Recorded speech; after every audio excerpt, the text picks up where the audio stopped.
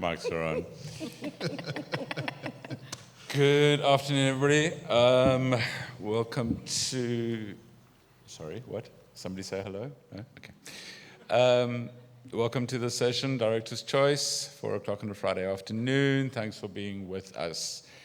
I'm Mervyn. I'm Festival Director of Open Book. Anybody who doesn't know me, and this is something that I do every year at the festival, and this year it's a little bit different. So usually what I do is I just pick 3, writers and books who generally have got absolutely nothing to do with each other, but I really like them and I want to be on stage with them. I want to hang out with them, and I put together an event which doesn't make any sense but makes me happy.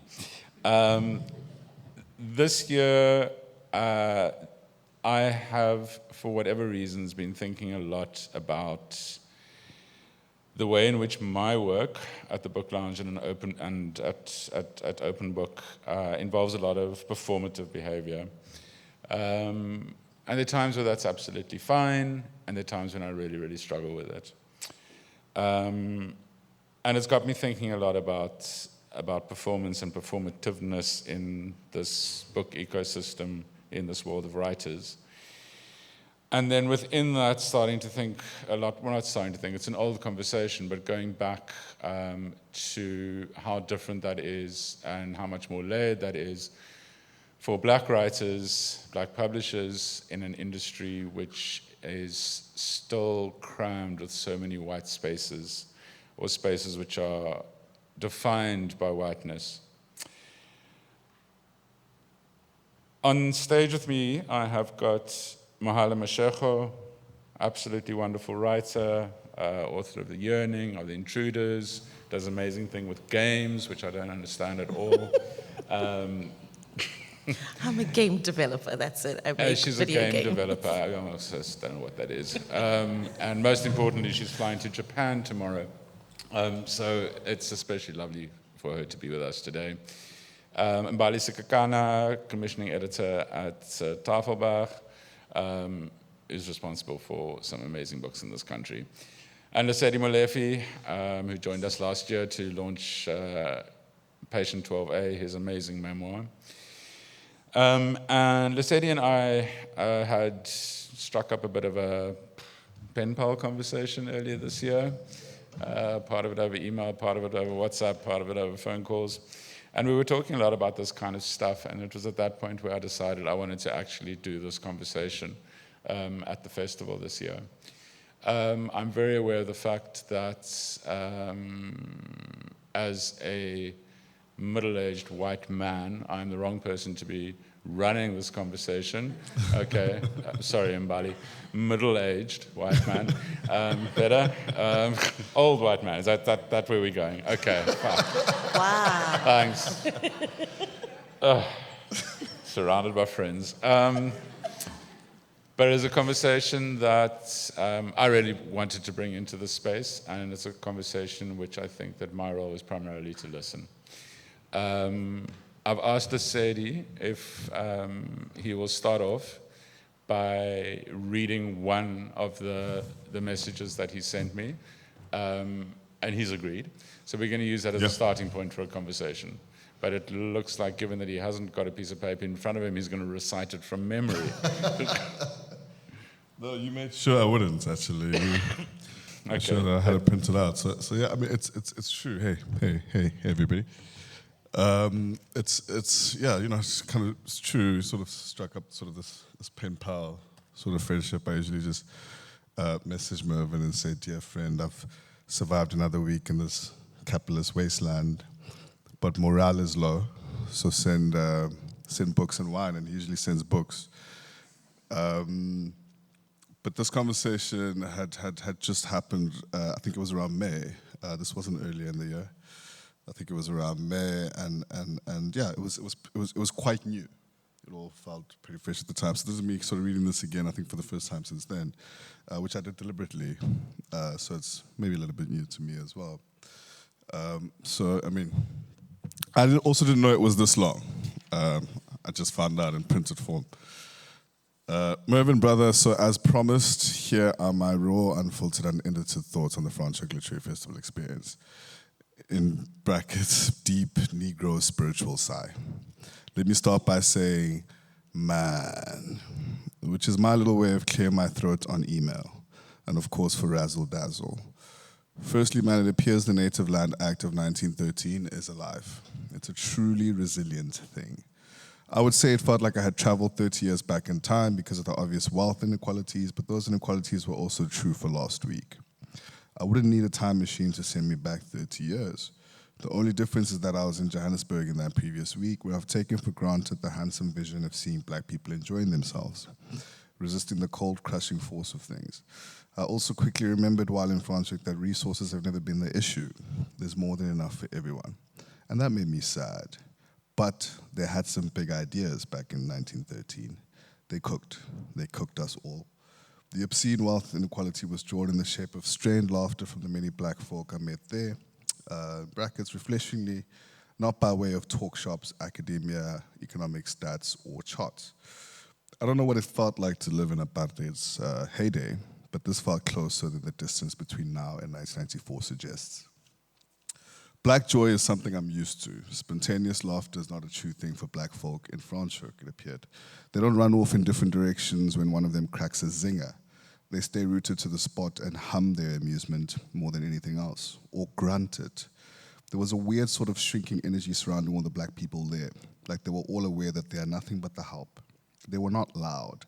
They laughed on the inside, spoke on the inside, smiled on the inside.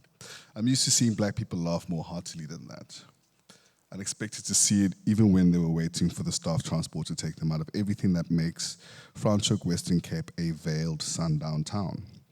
Nah, instead they all sat silently on the pavement, desperate not to disturb the fragile peace. The whole town was lily white as fuck. I've met a lot of white people in my life, Mervyn, but last weekend it felt like I met all of their parents. I don't know what I was on. They were overwhelmingly octogenarian and posh. It all felt like really old money. So it felt like meeting all of their grandparents too.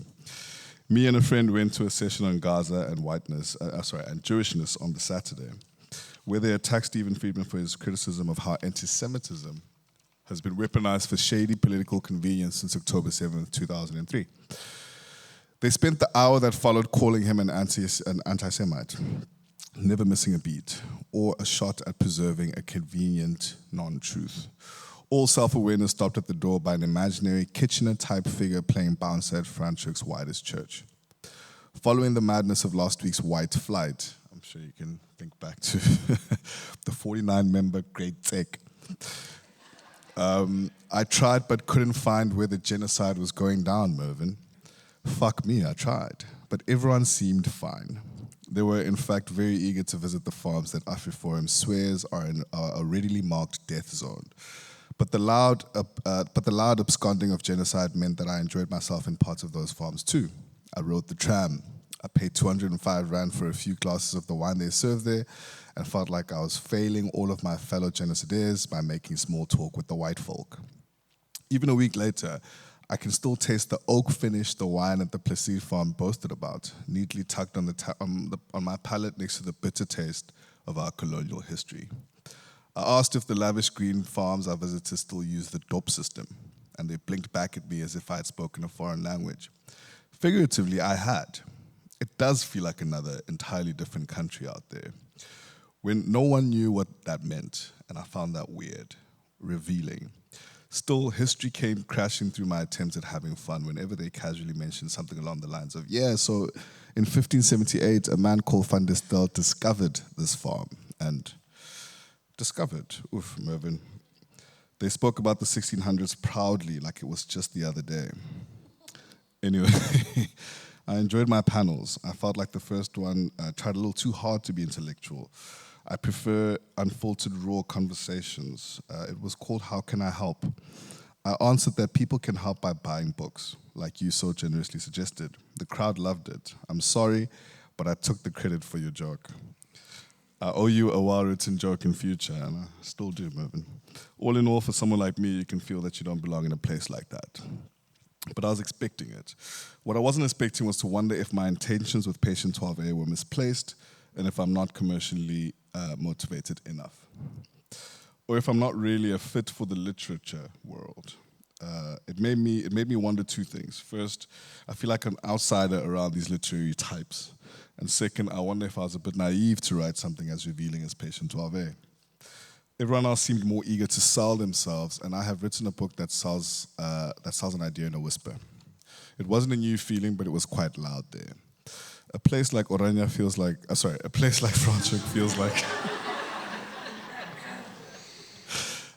Franschhoek feels like Oranje, but without the bust of Verwoerd at the entrance. Once again, I don't personally know what apartheid was like, but it felt close. Yeah. Thank you.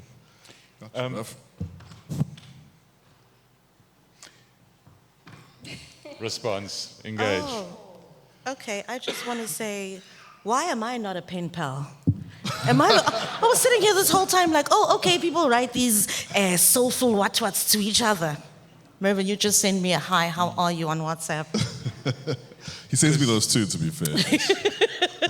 How's this? I just want to be clear. Yeah, it was. Whose pen pal do you want to be? Lesedi's or mine? Both of you. Okay, cool. Group chat. Mbali and I are friends for many years, so we don't need to be pen pals. We just call each other and have wine. So I think hearing that reminds me of my first time at Franschhoek, I guess almost like 10 years ago with The Yearning, and at the time also, I didn't know, but I was spiraling into what would then be a psychotic break. And so looking back, I'm always like, was it the anxiety of being sick, or was it the anxiety of feeling like an outsider in a place where, and when I say a place, I mean South Africa. And also it was my first time in the literary world, so I was also like, is this par for the course? Is it because, my first book? And now when I look back, I can't tell whether it was because I was spiraling into a mental health crisis, or whether that was the right feeling to have the first time I went to that particular festival. I remember us talking about whether you should go or not. So that's interesting. When you were reading your email, I was like, that's how you write emails? Damn. Buy his book. I don't write emails like that. Very beautiful. Very beautiful. To friends. To friends. At work, I'm like, your email does not find me well. What? But I think the reason that we spoke about it is because Tando Mkolozana had just done a thing around Franschhoek like the year before, and we were like, oof, how do we feel? Because this conversation has been happening for It's a long been time. happening forever. Yeah. That's my point, right? To pin it to him, that was years ago. Yeah. That was years ago. So we've been having the conversation, and I think you can't avoid the spaces. And I say this all the time, it's not worth it. It's like avoiding your job, or avoiding the grocery store, or avoiding some other very practical part of your life, because South Africa is just a crime scene. Where are you going to draw the line? It doesn't make sense to me. You had to go. I said to you, you have to go. That's what you said to me. You said have this to is part go. of the What job. this is your book. You have to go. And for me, there are just like trade-offs all the time that you have to make. And of course, it was difficult in some ways, but your book became a phenomenon from like all the different ways that you engaged with the audience, and it was important that you do that work. So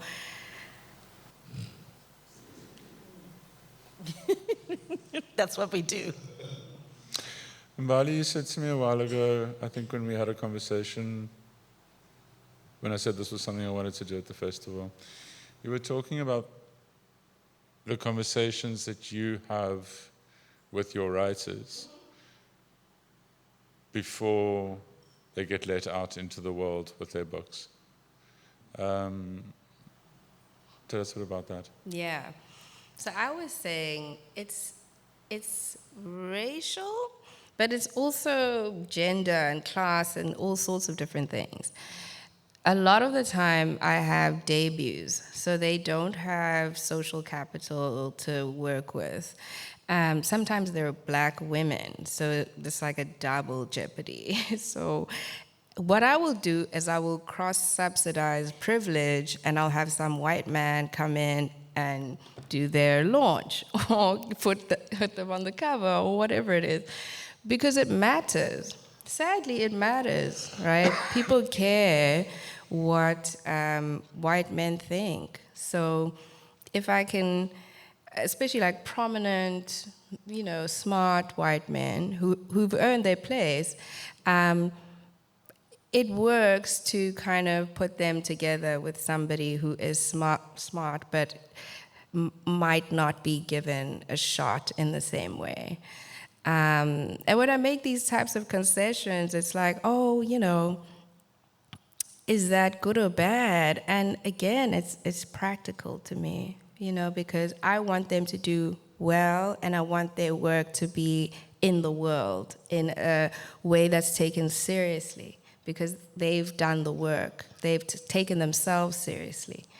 And I say to them, and this is the conversation we had, have a script. Have a way that you want your work to be understood and seen. So already say, for instance, one of my authors wrote The Soft Life, and she was so nervous about it because she's an academic and she didn't want people to just think she'd just written this frivolous thing. And I said, write a nice, rigorous thing that you're just going to repeat everywhere you go. And, the media landscape is so not even rigorous anymore that if one person says it, they all repeat it. So it actually works. It's like a little, domino effect. If Lebohang says it in the one interview, the next interviewer says the same thing, that. And that's just what The Soft Life is. It's been working like that for years. It is exhausting, though, to have to do all of that when it's like, I wrote the book, read it and do the journalism that you have been journalisming all this time, Because I remember right in the beginning, of course, there's an ancestral calling in the book, The Yearning, but they wanted to call it The Calling. Yes. And I was so appalled. I was like, hey, no. And one of the things that they wanted to put on the cover was like, a woman chasing a chicken or something, and I was like, Yabon, this is exactly what I'm talking about. This is a book about trauma and memory and, living between two worlds, and now there's a chicken that's being chased and it's called The Calling. So sometimes you also, you now have to be the guardian as well. You have to be the guardian of the work, which you are already by writing it, but now you must guard it from whatever performance people want your work to do. And then also, you say things like, and I say this because I mean it, I grew up in a home without any books, right? But I'm talking about literature, like what I'm doing now. I grew up with magazines, whatever books my dad could find, he gave them to me, but it was not a home with books. As soon as I said that, I now had to perform a girl was illiterate her whole life. It's just like there's all, I now have to perform super intelligence to show that actually it takes away from actually talking about the work when you have to be like, yes, Soweto, And yes, Soweto, absolutely, 100%, I'm from there, my parents still live there. But when you encounter people who want you to perform Soweto or to perform not having books in your home. Like, I have a degree, yo. It's not like I went from no books at home and then wrote The Yearning. But somehow I have to perform that thing that I did in between. Then I have to be hyper this and hyper that and hyper, and it's exhausting. And then out of all of that, then you don't get asked about the craft as well. Other people, when people talk to Dion Meyer, they ask him intelligent questions about the craft. Mina, so have your parents read the book? Bro, are you joking?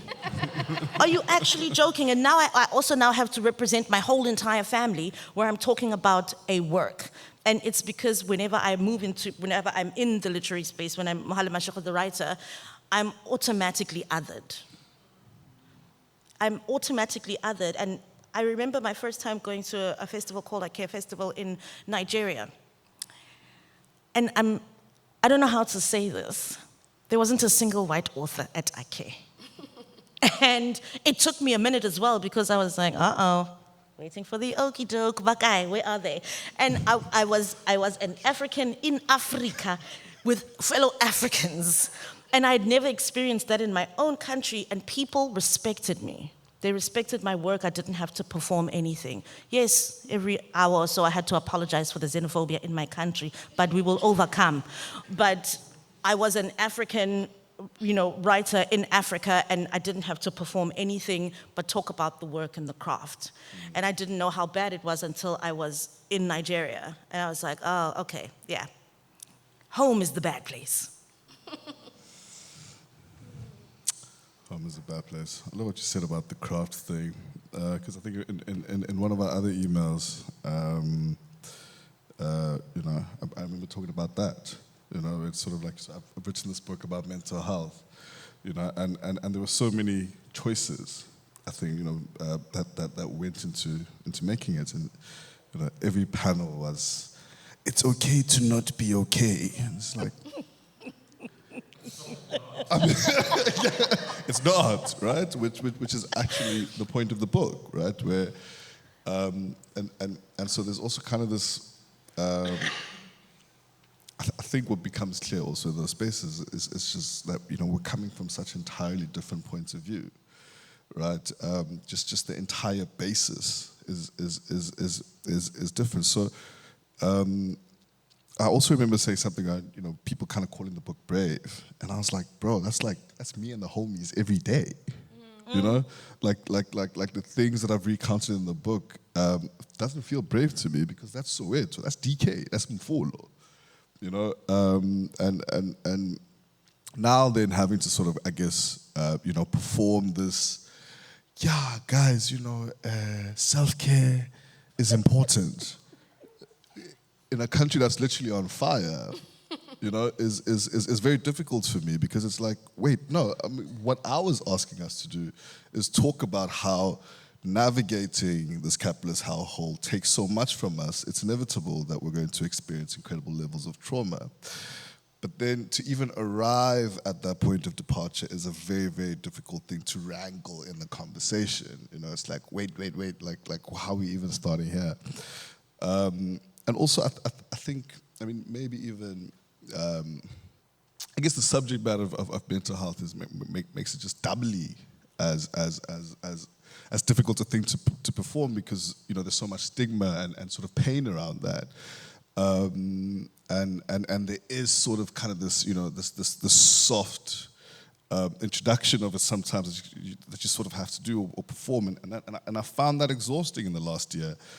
That my book has been out, I remember there was somebody DM'd me. There was a girl that DM'd me probably about six months ago, and this happens often when people DM about the book and how much they were moved, and I remember asking her, I was like, oh, could you relate to any particular part? And she was like, oh no, I'm just an ally, right?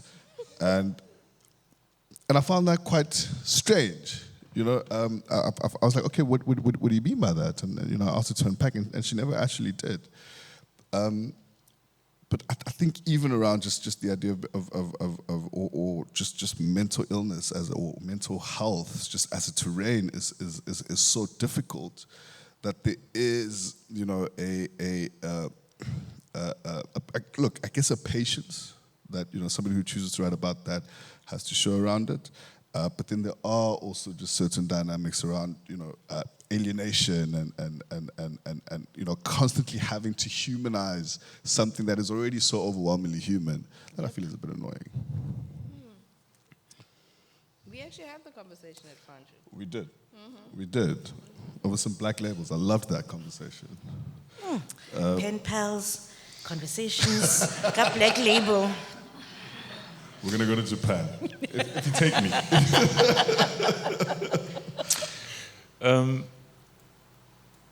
So Lesedi's first book came out last year, Patient 12A. And I say first book because I really hope that there will be more. And one of the things in that mail that you said, that description of feeling that there was something called a literary world or something that you felt a part that outside of, right? And which made you question whether you belonged in any way in this world of books and writing and stuff like that. And that was, I think that was maybe for me the saddest part of that communication. And I wanted to ask the two of you who've been in this world, this book ecosystem, for a longer time. You're talking about conversations that you were having, that everybody was having 9-10 years ago. Has that changed for you at all?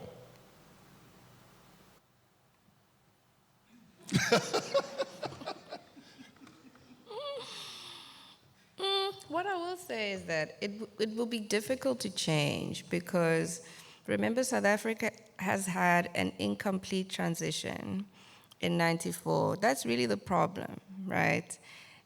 There is no capital in certain hands.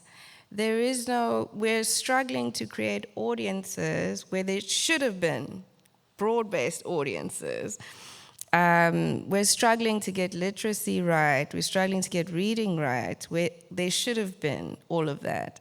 And when you are doing books, you need readers and writers.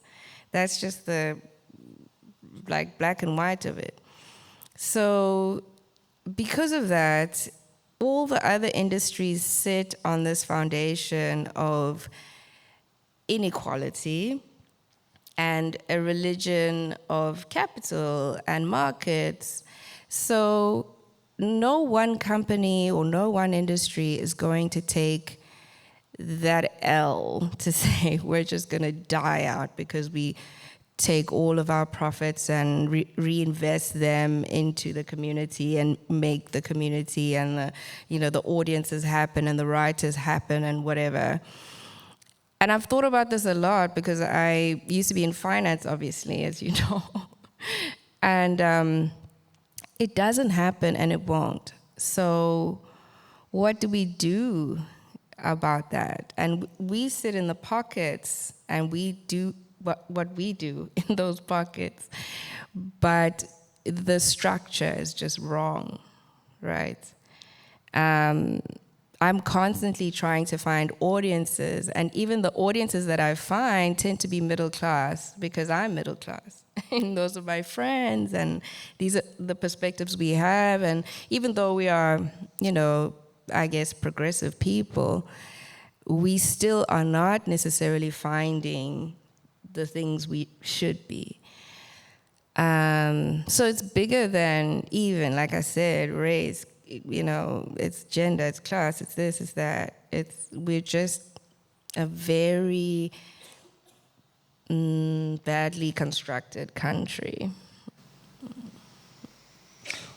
Just go back to the what we're not finding. Mm-hmm. Just talk a bit more about that. I think we would need so much more investment and capital so that we could burn money, allowing people to learn how to respond and read. Because let's say white people during apartheid had all those decades to be fed work, books, whatever, advertised to, given a context for reading socially. And I feel like for everybody else, we've just been, flung on a wagon and, where is the real investment in creating the instinct, creating the wonder around a social reading experience that's not about a particular author, you're not saving anyone's life by buying their book because there's many books and there's just reading as an experience, it's a social thing. But it would take money, I have all these books in my mind, but it would take a lot. And with the profit motive, it means only the most commercially viable projects can go through, right? Because, that's just how it is. And then it means every time Black people see a book, it's not necessarily that, it is engaging, but it could be more engaging. It could be more, That's just my thoughts. Like the dream for me is really just to have an imprint that just publishes YA. Mm-hmm. Just like publishes the hell out of YA, and some of it will be cheesy and some of it will be whatever, because we grew up reading Sweet Valley High. Okay? We did. It was all in the library. And so that's one of my dreams, actually, just to be able to publish, just to have a bunch of writers, young ones, whatever, just like churning out all of this YA. And no one cared if Sweet Valley did well. It was in my library at school. I read that anyway. In South Africa. In my library, it was there, in school, in primary school. So just like to pump that out, just we need a lot of Black books, like volume. A lot. And we won't get them right now. I mean, when I think about, I always say to people as a Black South African writer, I feel like I'm standing on the shoulders of invisible giants. Because who here has read anything about Noni Jabavu? Who's read a Miriam Tladi? Who's read a Loretta Ngobo? And then to find out Muriel at Metropolitan was actually published overseas. It's just like, these are the people whose shoulders I'm standing on. Do I really stand a chance? So I do feel a little bit like an outsider. I still feel like an outsider, and I'm okay with my outsiderness now, because I know what the score is. I know this is where we are, and we're going to have to do a lot of work for somebody, somebody who comes after us to come in and go, oh, I belong. And it may not be in my lifetime, but if you're standing on the shoulders of invisible giants, you also risk invisibility or being an outsider.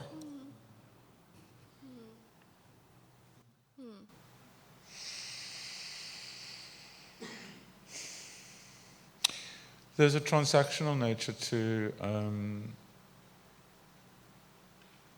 a lot of the demands on authors as well, obviously. Lesedi, you referred to the joke about, in a room, going, what can you do to help? You can buy my book. And yes, you do owe me a joke. But it's not a joke. It could also, in a way, it cuts to the essence of what you're doing there. Part of what you're doing here. We're having amazing conversations, I hope, through this festival. We're engaging in different ways, we're connecting. We're also going, read my book, buy my book, and that's part of this whole thing, right? Mm. Yeah.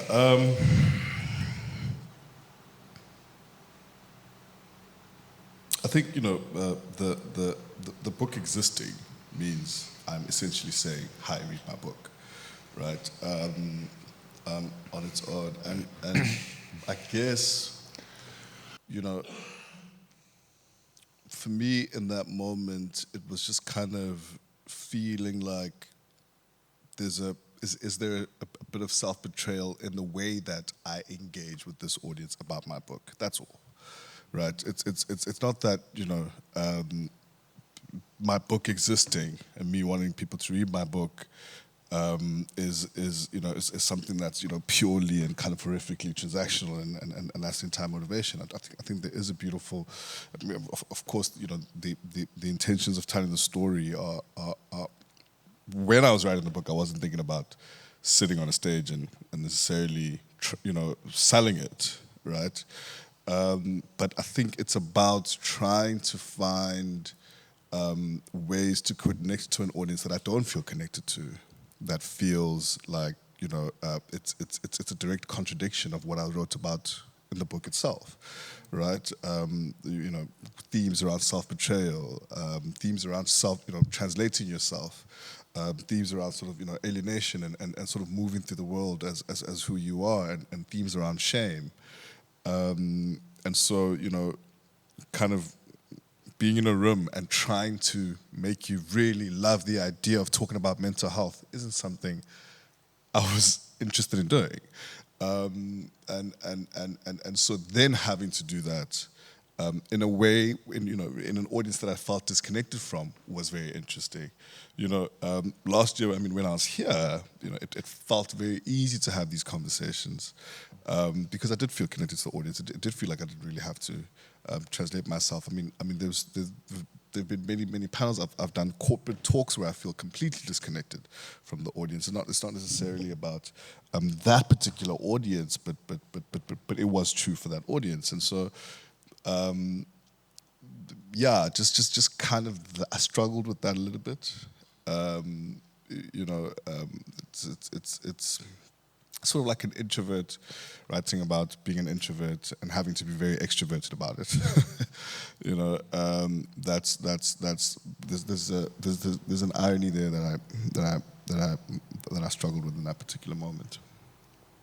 How are you dealing? Are you still feeling like quite outsider-ish? Yeah, and I like it. Like I'm saying, I struggled with feeling like I had to betray myself in order to make sense to you. Yeah. In order to make sense to an audience. And I think I'm realizing, even having, I think, just that outlet, being able to write that email and kind of just articulate that was me kind of sort of owning it, and it's like, I think there are sort of outsiders and points of view that are alternative, that I think is healthy. Yeah. That I think is healthy for me, and if perhaps just healthy for the literature world itself. Like you say, we do need those voices that would otherwise be ignored. And I'm aware that I am one of those voices that would otherwise be ignored. So those invisible voices. And I think it's something you have to kind of sort of live with if you're not going to betray yourself, I think, on some level, right? It's like there's dudes from Fulo that if they arrived in this particular space or in certain spaces in the country, like they'd waltz into there and be that dude from Fulo. Yeah. And I think that's beautiful. That there's and I think we need more of that. Authors from Fulo. That's very specific. Your challenge has been set. Thank you. I actually want to put a spanner in the works a little bit. As a culture worker in the middle of this thing, where there's the author, there's the publishing company, and then there's me, I actually find that there's a misconception sometimes amongst even Black people. If I approach you, there's an idea that there's like a company behind me that wants your work so badly that you can behave badly and be a bad. Meanwhile, I am trying to convince them that you exist, that you matter, that you're somebody that of value to even our community. Like, I know, there are, influencers, writers, that maybe the rest of my colleagues may not be attuned to. And I might come up to you and say, maybe we should talk about you doing something. And there's almost an idea that, and I think it's because capital in South Africa is white, and so there's this idea that there's like a white person behind me that's now like very much like about you. No, I have to convince them. I have to convince everybody behind me, because I'm just a middle man. I know you. They don't know you. And it's always difficult to like puncture that balloon and be like, It's you and me together, actually, to convince them. Which is crazy, because where is this world where writers are so important and are being paid lots of money and You would be pursued? surprised. What world You is would that? be so surprised by my job. You'd be so surprised by what I come across, and what people think. And also because publishing is opaque, like just generally, it's opaque for white people. Imagine how opaque it is for black people. They don't know anything about it. So it just feels like everything else. If somebody's coming up to you, then you're being headhunted. It's like, no. It's just me. It's just me. It sounds really tiring. It is. It is tiring, if I'm honest. But also, I love to have those conversations and to get somebody on board with me. And in the end, they're a lot less, but they understand and they see where we're going. Yeah, because you have to convince them that, listen, we're the outsiders here. I'm doing the convincing, you shut up. Hello, just trust me. Yeah. You ducked the question about whether anything has changed for you. For me personally, things have changed in that I've built myself a community of fellow writers and readers, and I've been accepted by people in weird and wonderful writing circles. So that has changed, but I still very much feel like an outsider. I think it's by design, though. This is the thing that I walked into. And so, of course, I'm going to feel like an outsider. And that's why it's so important for me to do things like have my community of people, stop by and be like, Mervyn, what's hot? Tell me what to read. Try to force a pen palship here. That stuff is important for me, because just because I feel like an outsider, it doesn't mean I'm not constantly building, like I said yesterday, little pockets of joy in this world of literature. Your day job in the as a game developer. Do you feel like an outsider there as well? Absolutely. I'm the only black woman narrative director in games in Africa, and there's only 3 of us in the world. Wow. Wow. Okay. That's what I'm saying. It's everywhere. You can't get away from this. I don't feel like this is a unique experience to this industry, this place, this whatever. I've felt this way probably my whole life. Yeah. Right? So my skin is thick for this.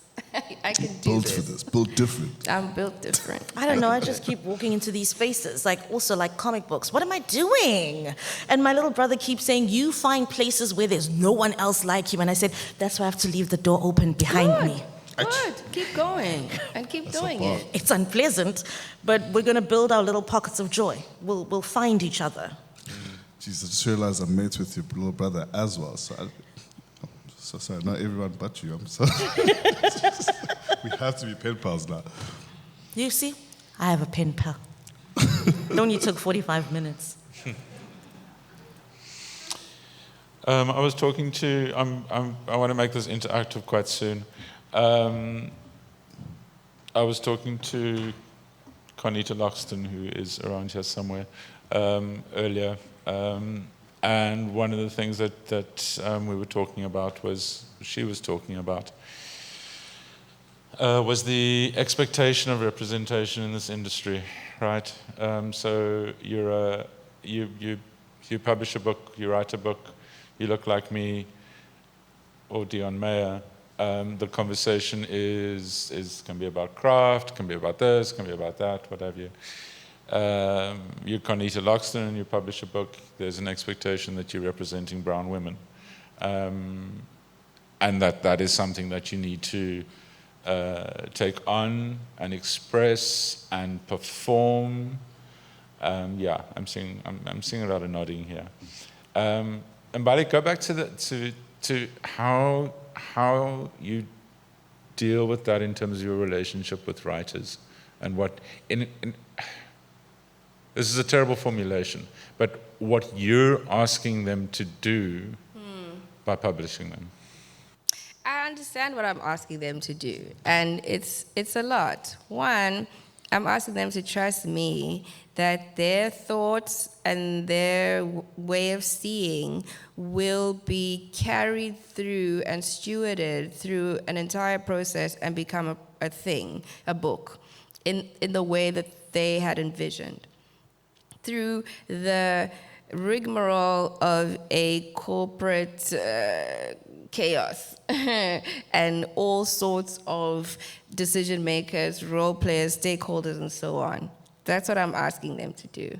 And a lot of the time, we get to about 70%, sometimes 60, sometimes 50. We're not always happy, but we get to a point, and they get the book. And they're always happy, because it's either no book or a book. And the book is better than no book at the end of the day. That's kind of how we see it. And I try to do it together, because you're also not, so there's this romantic idea that I'm going to bring all these black people in to help you and whatever.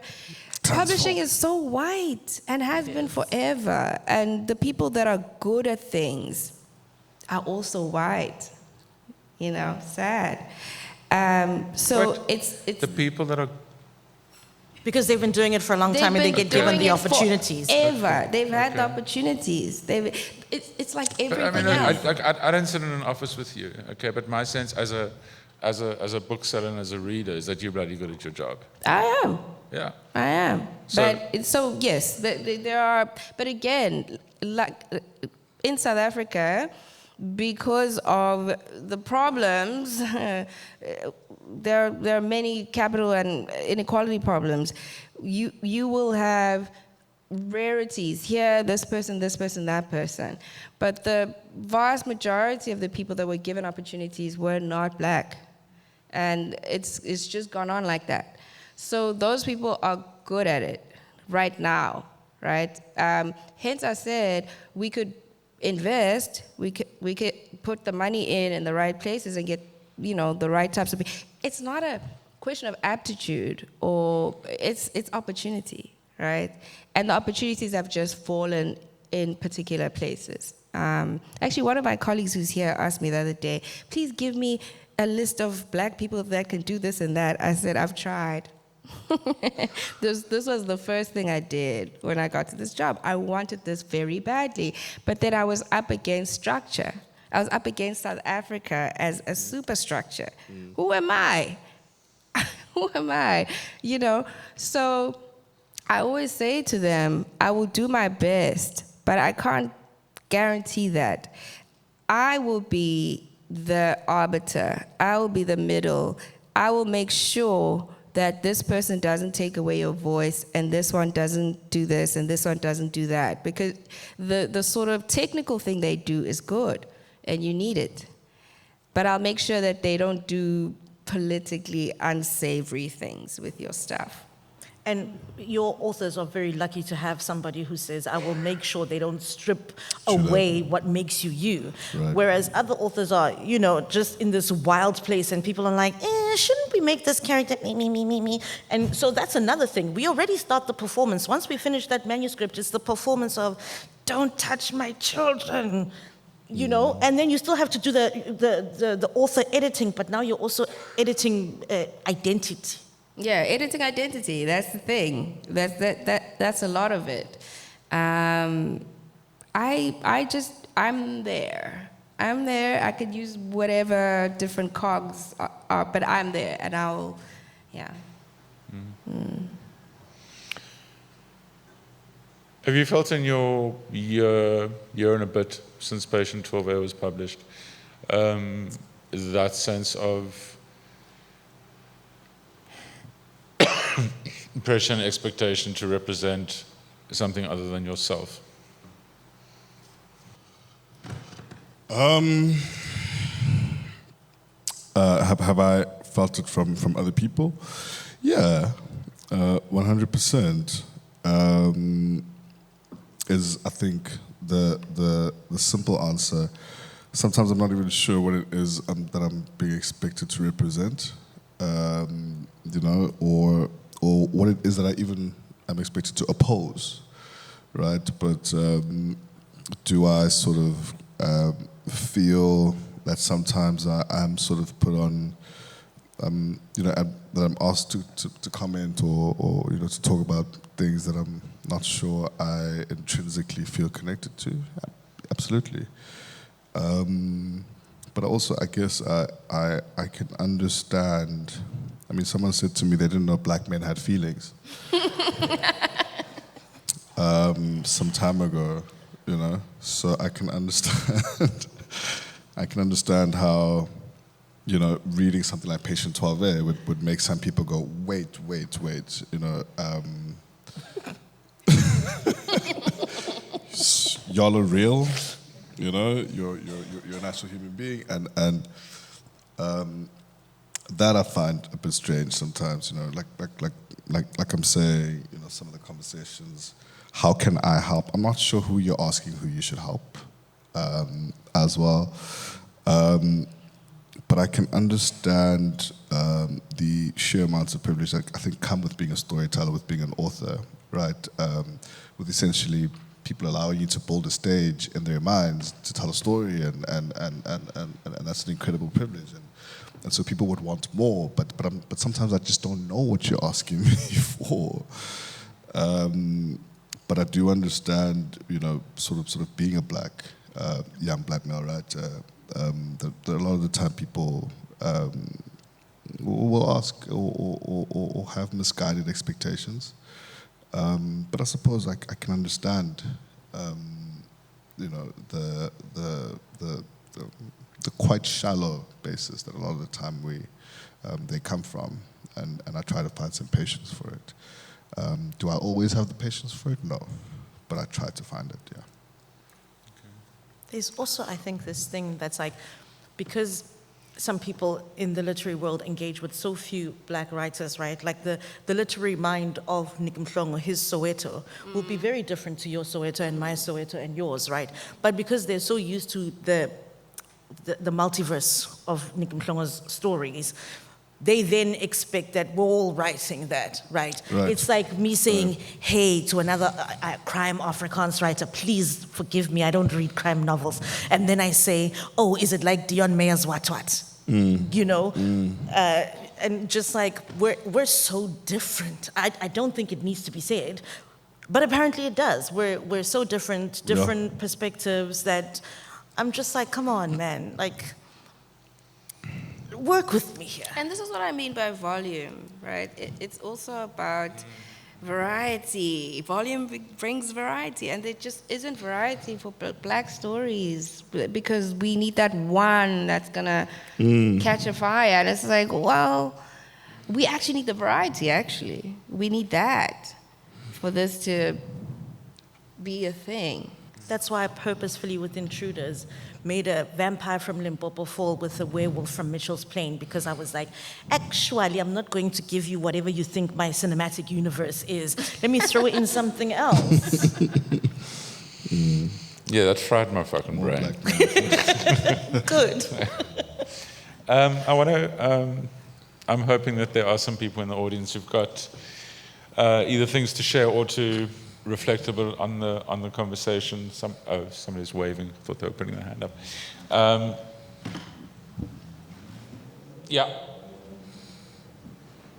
Is a mic coming?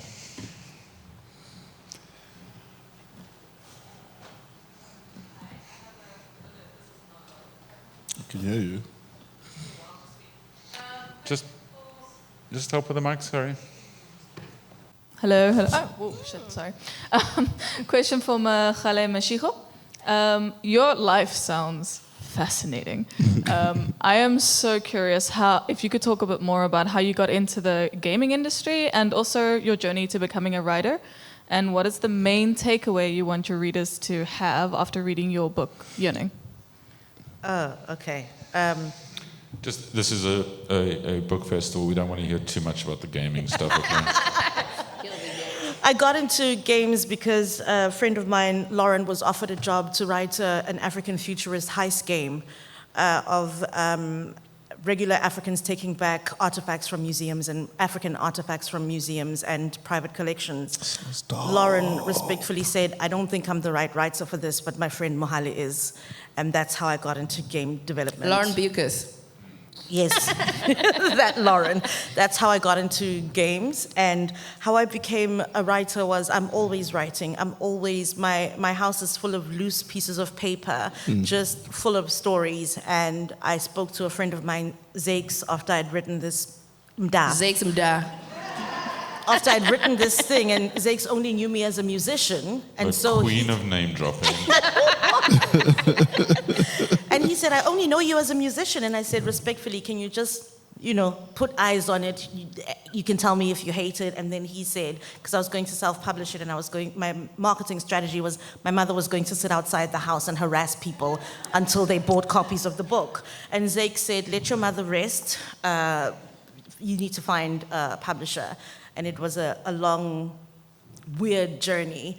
And eventually, Andrea at Pan Macmillan said, I think I like this, let's do something. And I read it. Yeah, Mbali was actually the first person to, or outside of Marcia. Marcia and Mbali were the first people to actually read The Yearning as a baby.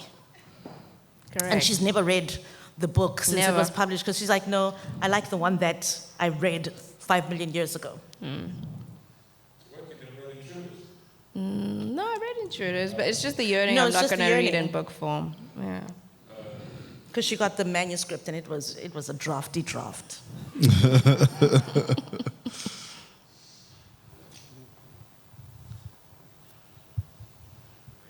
So this is not so much a question as very messy commentary that I'm trying to pin down in my head. I'm trying to think about what you have shared today in relation to space, and some spaces feeling like spaces where Black writers have to be performative. I'm thinking about also just, my experiences of space in Joburg is very different to where I live in Cape Town. And I'm thinking about Franschhoek and Bastille Day as a very Black space. And what is the structural drivers of enabling that to be a Black space where it can be claimed back. So people from Joburg come, they spend time for Bastille Day. I'm also thinking of, I don't troll the streets of Kloof Street and Long Street anymore, but in the days that I did, there were very set places in that one street where there were spaces where Black people congregated and spaces where young white people congregated. And it was just, it's interesting to me how in one street you can know where you belong. And then I'm thinking about the irony of a book festival like this, like in the heart of Cape Town, being a space where, as a Black writer, it feels safe. And the sort of politics that embeds and enables that to become that sort of conducive space.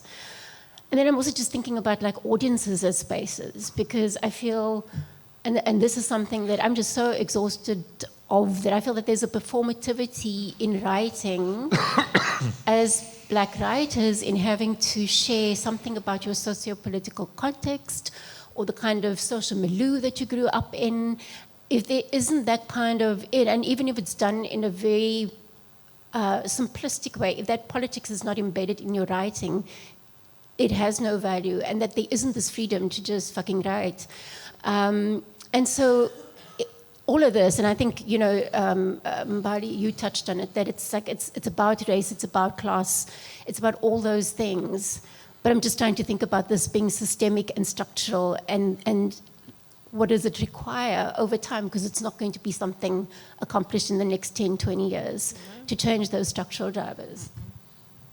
Yeah, but you said it right. It's like there has to be money. We have to be burning this money to flood the market, but also on the back end, get the kids reading. Yeah, that's the main thing. And comprehension, but also it needs to be text that they're excited to read. Yeah, and comic books is reading too, right? Like I often feel like people don't even think that that's real or serious literature. I remember having a conversation with someone. I started,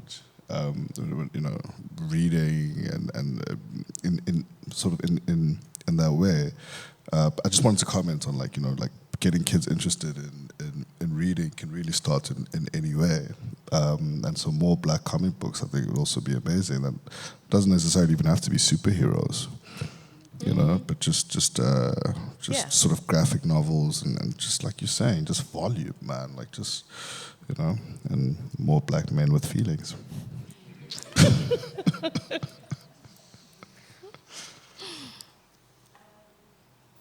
Is it on? Okay, sorry. Sure. I think I wasn't expecting this session to be so triggering for me. Oh, sorry. Excuse level up. But yeah, as you guys were talking, I kept thinking to myself, I can't wait for the day where I can just write. Write silly stories without feeling this social responsibility that weighs on us. And for me personally, being in Cape Town, I'm also from Joburg, from Soweto. And coming to Cape Town is it's almost like this pressure mounts. I kept saying to my publisher, I say it often, every time I walk into a space, I'm like, where are the black people? You know? But yeah, and what you were saying, Mervyn, about people wanting you to represent something. When I wrote Bantu Nods, I know a lot of people were like, oh, so you are anti-weaves and you're pro-power to black people, black girls wearing their natural hair. And really, I don't care if you wear a weave or not. I'm not opposed to anything. You know, that's not even what the book is about. But yeah, it's just thank you for the conversation. And I was just saying that I just can't wait for the day I don't have to feel like I have to walk into the space and it's on me to leave the door open for the next person. Yeah. That is Lebo, right? Sorry, my vision is bad even though I'm wearing spectacles. Is that you, Lebo? Hi, girl, hey. Hey. I have a mic here. I run the Cape Town Silent Book Club, which is basically a collection of readers that get together to read in public spaces. And it's really exploded, and I think one of the cool parts of it is that our audience is so diverse, really miraculously, both from age, gender, race. And part of my passion behind it is how do we amplify local voices. And I would love to hear just if there's anything from your perspective that we have this audience or like seeing a unique part of the book buying public, how can we help you as authors to get more black works out there, colored works out there? How can we do that? Buy the books. Yeah. Okay, fair. But also talk about it, like be excited, right? Like you just heard about patient 12A, right? And I mean, go get it then. And then this is the world we live in now. If they don't see it in your Insta stories, they don't see it, right? Then carry it around with you and be an obnoxious person who carries African literature with you everywhere. And then when people are like, sorry, what does that book say? Come closer, let me tell you. And if you like this book, you know? So you also have to be an advocate in your own life. And I really believe in that. If you come over to my home, it's 90% African writers. And maybe the rest is Mariana Enriquez because I'm obsessed with her.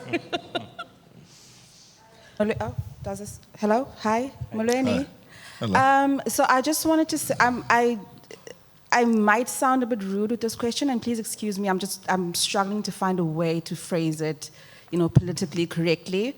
But I hear what you guys are saying, and as a person who's also kind of found herself stumbling into white spaces, it's very, there's a lot of pressure.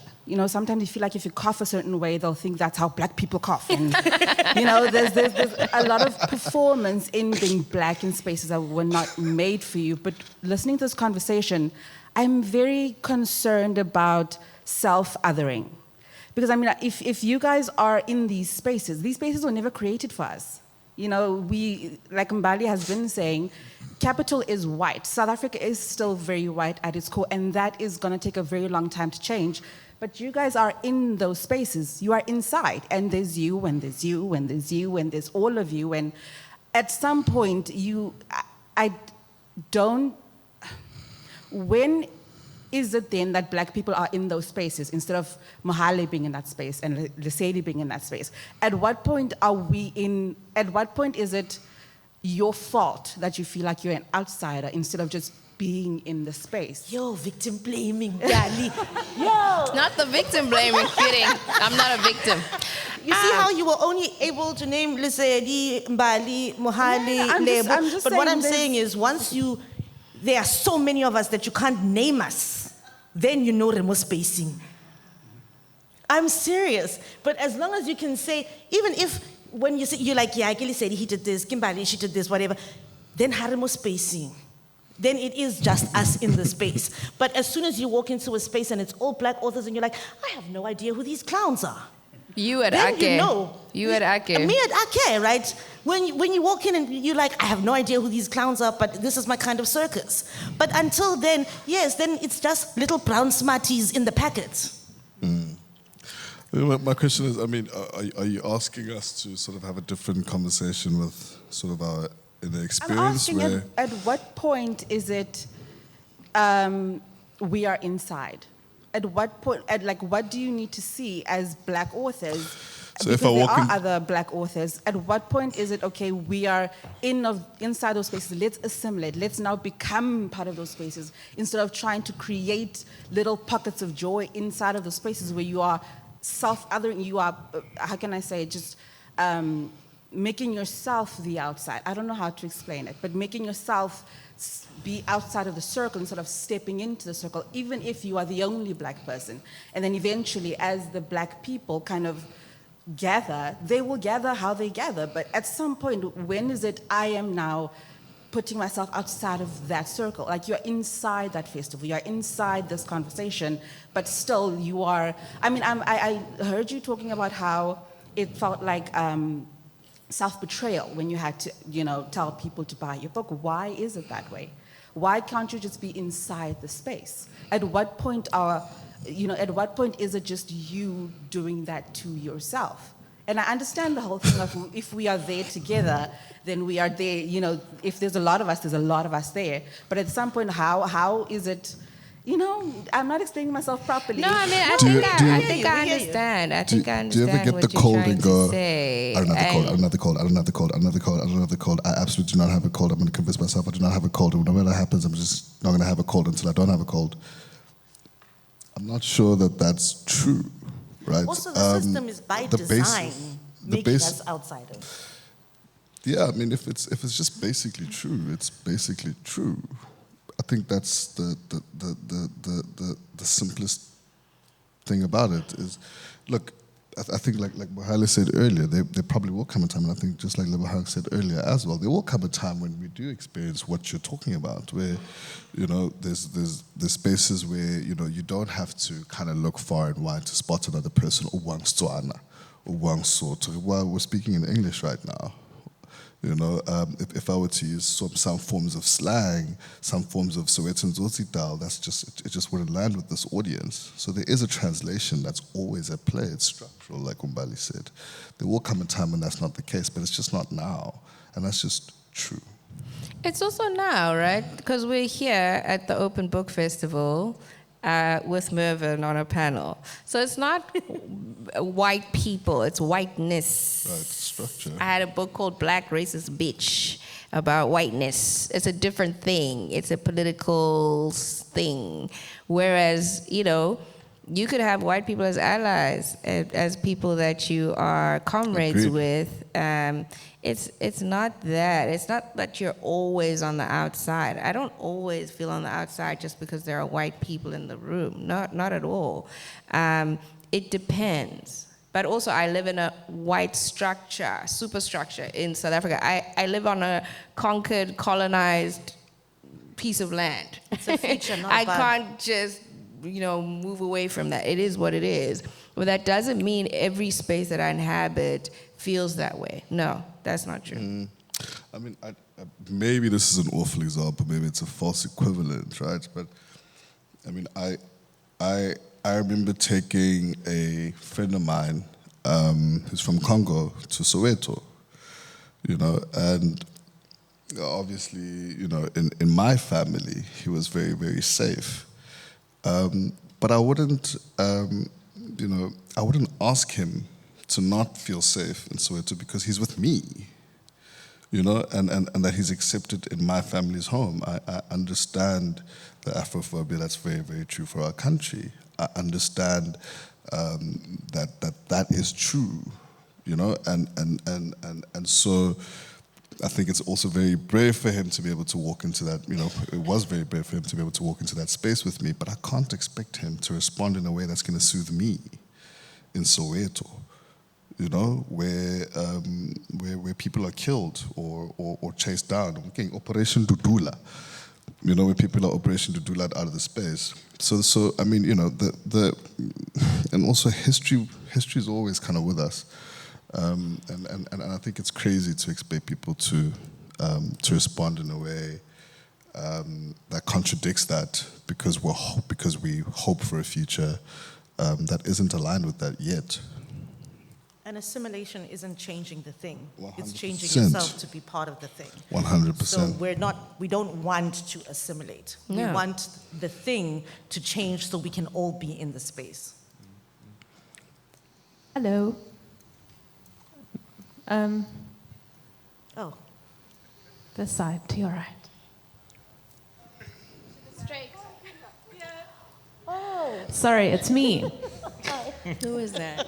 It's Mariam. Oh, it's Mariam. You spoke about this, we don't want to assimilate to the space, we want to create the space. And so my question is, who do you think is responsible and who holds the onus for making the change, for finding the capital, for instilling this change that we so badly want to see? And the second question is, how do we create a culture that is accepting, that celebrates who we are, one where we can talk in our slang and yeah. I think by embodying it, I'm not going to answer the first question, but the second one, I think, Mohale asked me earlier on about feeling like an outsider.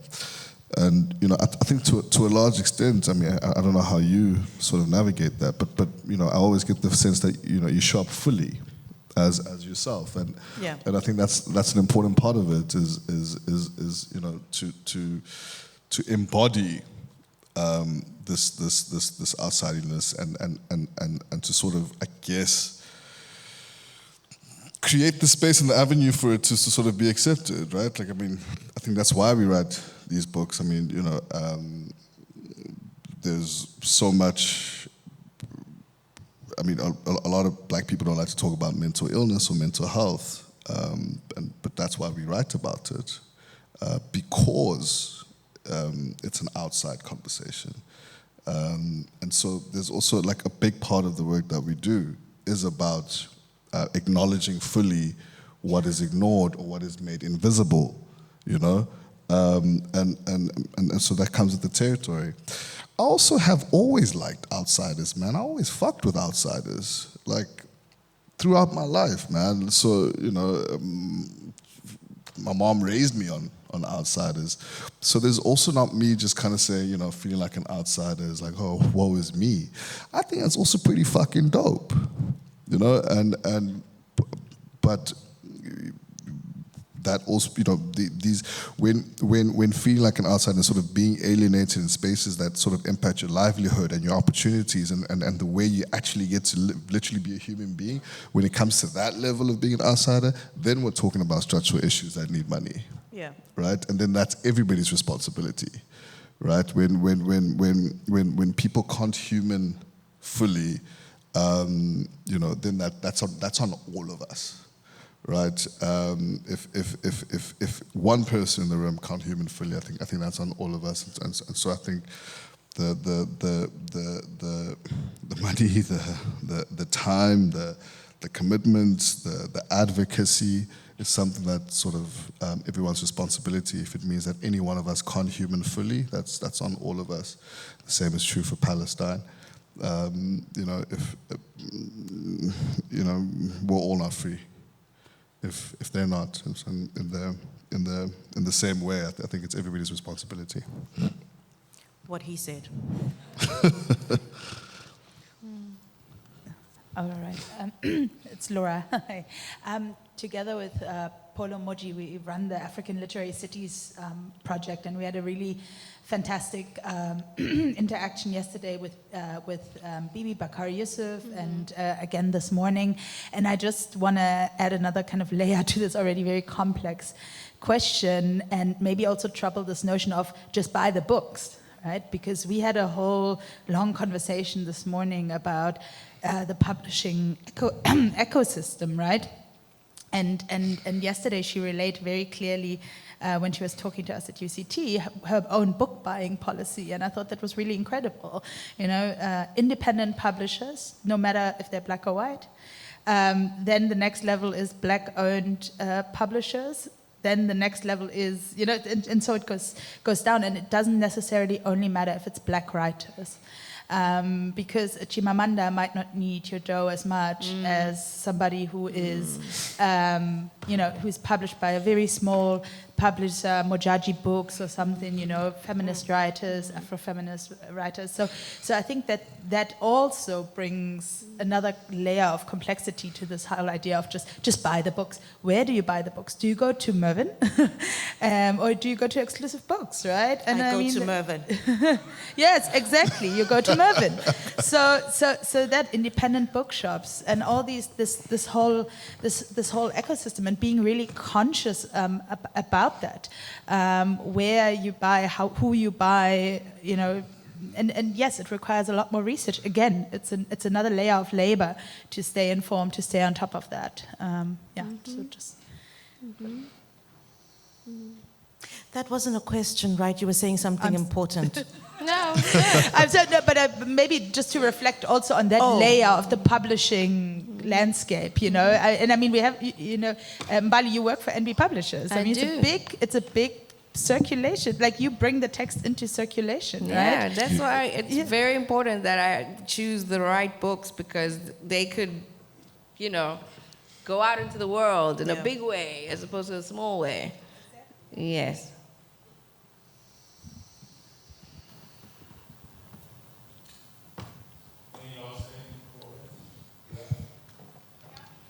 Can I? Sorry. I got you. Thanks so much for the panelists, for the chat. Really good. Really thought-provoking, particularly on this point of being a representative. I think as black and colored people, sometimes the thing left unsaid is we police ourselves. No? And a contributor earlier in the chat was talking about spaces on Long and Kloof Street where you know you belong. Can you just... I'd be interested to hear the three of your thoughts on when you speak about this feeling of feeling like a representative, who's engendering that feeling in you? Is it the workspace? Is it that literature space? Is it maybe being black and colored and middle class and almost being a representative in that class sense for people who might otherwise never enter the literary space? Just your thoughts and feelings on who creates that feeling, who empowers it, who polices it, who's knocking on the door to make sure you know you're there. Because sometimes black and colored people ourselves, we burn that fire hottest sometimes. My thing is, I came into it with that feeling, and I wanted that feeling. I didn't want to come into a space and not be useful, and not use the space well. Because the point is, the money will be spent one way or another. One way or another, and I remember saying this to you, that like, I've got this job, and I you know, and I said to you, the money will be spent one way or another. There is perspectives in the room, and the money can be spent this way or that way. I want to persuade and talk to a particular perspective for the money to shift in a particular way. So for me, I other myself on purpose, and I have I don't feel any kind of way about that. For me, that's an important part of why I do this work, or I wouldn't do it. I wouldn't do it at all, right? Because I come from finance. I can go sell widgets. I can go to tech. I can go sell potatoes. I can sell anything in the world. I don't have to be here. So for me, the perspective and the capital flow is very important to me. So I other myself on purpose, in my case. I guess in my case, I'm a queer black woman with a mental illness who's a dog mom. So my whole existence is politicized because of how I exist. So I have no choice but to be a representative for something. My pure existence is politicized. I can't run away from that.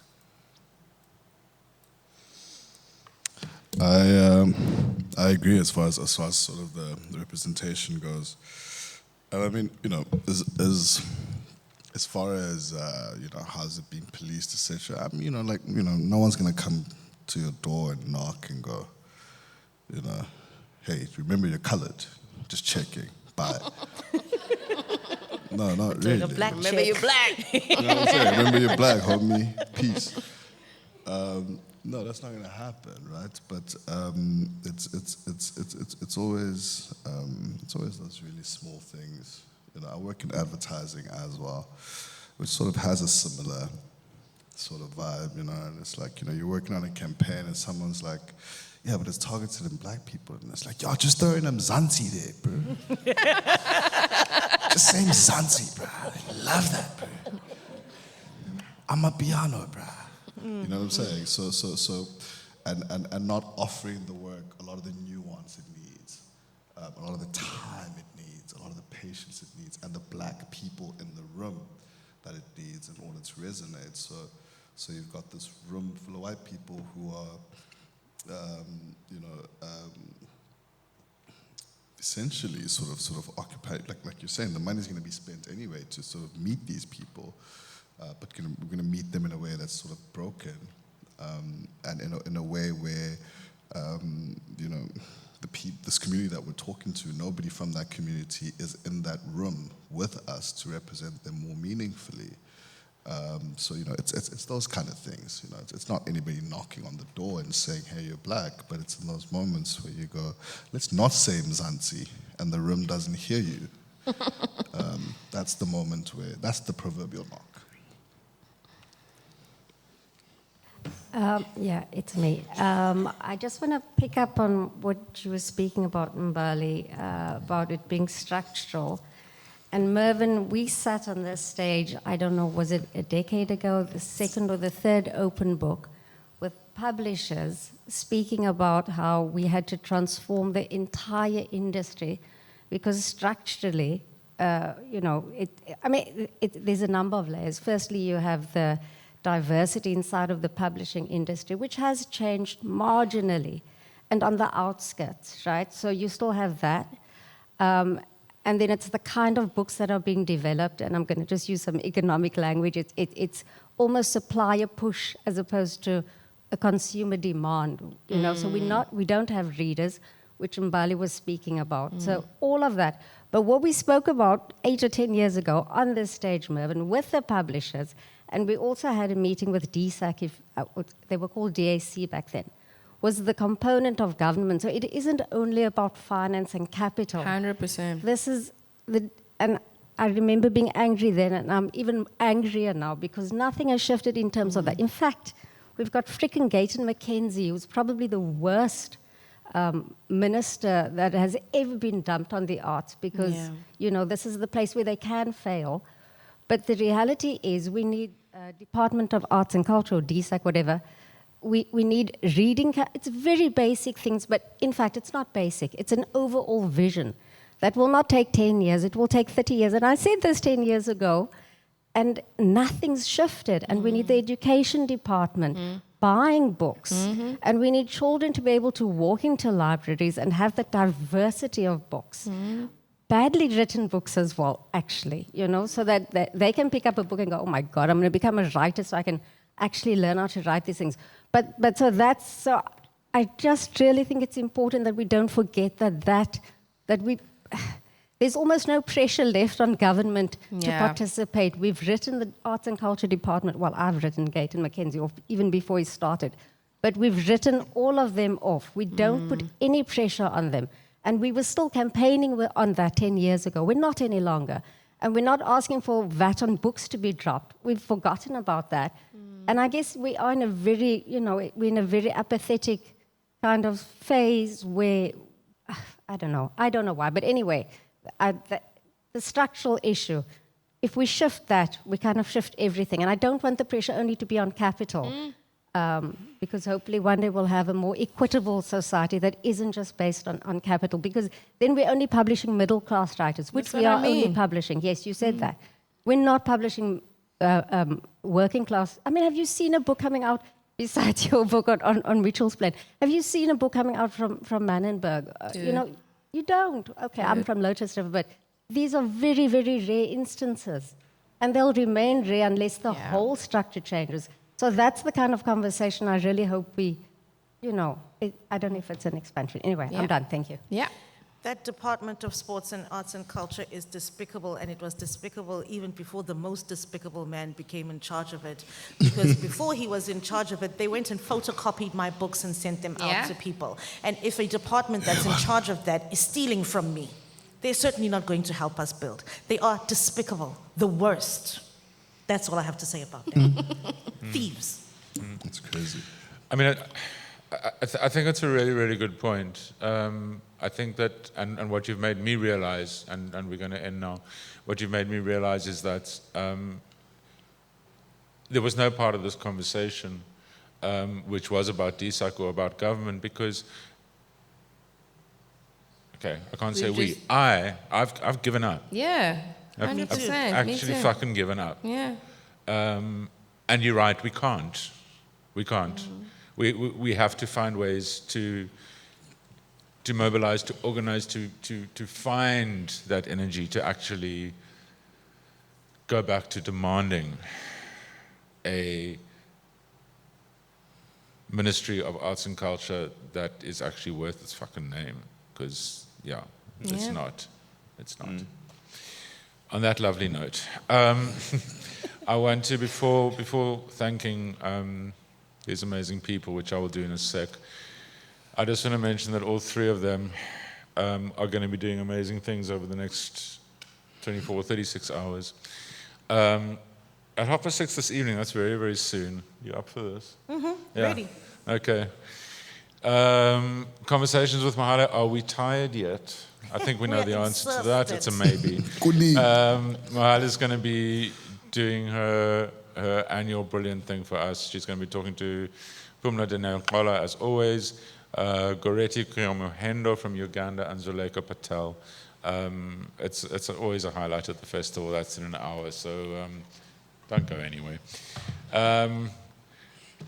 Lesedi is going to make noise and hold all applause at 4 o'clock tomorrow afternoon. It's a conversation. It's going to be another really important conversation. It's going to be better because he's going to be running it. And he's talking to three amazing writers, Popo Shekho, Andile Tlele, and Tato Mokhata. It's a lineup and a half. They're going to be talking about the links between mental health and capitalism. It's going to... Lesedi said earlier this year, Open Book's going to be fire. That's going to be fire. But I'm an old white man, so what I mean is it's going to be quite good. Terrific. You can say fire. Can I say fire? I don't know. You can say fire. Yeah. I just know I'm going to say fire, and everybody's going to run away because of the fucking fire. That's like that. I don't know. That's, yeah. And on Sunday morning, why are we doing this on Sunday morning in Mbali? I don't know. No, this is tomorrow. Tomorrow morning. Your Feminist Sunday Imaginings. Feminist Imaginings, Sunday morning. Thank goodness you didn't show up I'm glad we Saturday had this morning. conversation. On Sunday morning, check your email. Sunday morning, Mbali Sikakana will not have had a big night on Saturday night because on Sunday morning, she's running Feminist Imaginary Speaking into Silences. It's also become a staple of this festival. She'll be talking to Fuluso Agbaye, amazing Nigerian writer, Pumla Dineo Kola, Goreti Komyohendo, and Atambile Masola. Those are going to be 3 of the best sessions of the festival. There's all sorts of shit going on here, going on in all of our heads. All I can say on behalf of myself and on behalf of everybody here, and on behalf of Cape Town, is thank you. Thank you to you guys for what you do, and thank you for being fully in this space and inhabiting it. Really fucking appreciate it. Thank you.